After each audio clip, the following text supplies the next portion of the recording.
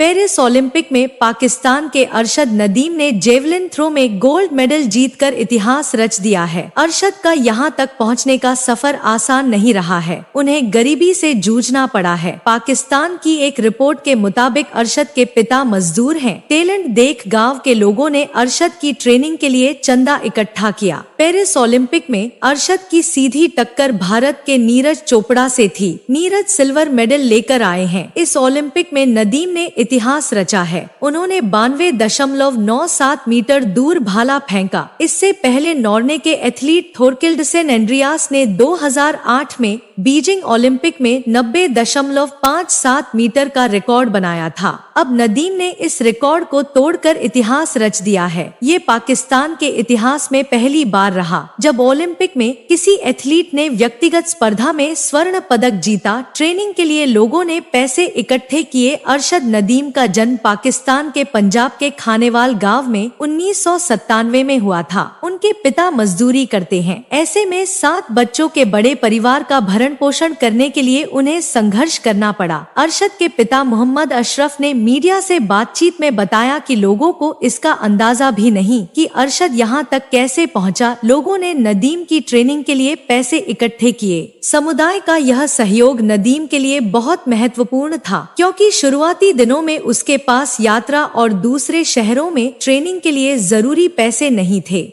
उन्होंने ये भी बताया कि आर्थिक तंगी के चलते अरशद को एक पुराने भाले से प्रैक्टिस करनी पड़ी थी। ये भाला खराब भी हो चुका था और वे कई साल से इंटरनेशनल लेवल का नया भाला नहीं खरीद सके थे और वे डैमेज हो चुके भाले से ही अभ्यास करते रहे। अरशद के बड़े भाई शाहिद अजीम के अनुसार वे साल में केवल एक बार ईद उल अजहा के दौरान ही मीट खरीद पाते थे। अरशद नदीम का ऐसा रहा करियर। साल 2015 में नदीम ने भाला फेंक इवेंट में हिस्सा लेना शुरू किया था और बेहद ही कम समय में उन्होंने अपनी छाप छोड़ी। साल 2016 में उन्होंने भारत में साउथ एशियन गेम्स में 78.33 मीटर के राष्ट्रीय रिकॉर्ड थ्रो के साथ कांस्य पदक जीता। इसके बाद नदीम ने 2019 में दोहा में हुई वर्ल्ड एथलेटिक्स चैंपियनशिप में अपनी काबिलियत का लोहा मनवाया। अरशद नदीम ने 2020 टोक्यो ओलंपिक में 86.62 मीटर दूर भाला फेंककर 5वां स्थान हासिल किया था। इससे पहले नदीम का करियर बेस्ट थ्रो 90.18 मीटर था। वह 90 मीटर का आंकड़ा पार करने वाले पहले एशियाई खिलाड़ी बने थे। नदीम ने पाकिस्तान को दिलाया तीसरा ओलंपिक मेडल। नदीम ने गुरुवार को पाकिस्तान के लिए पहला स्वर्ण पदक हासिल किया।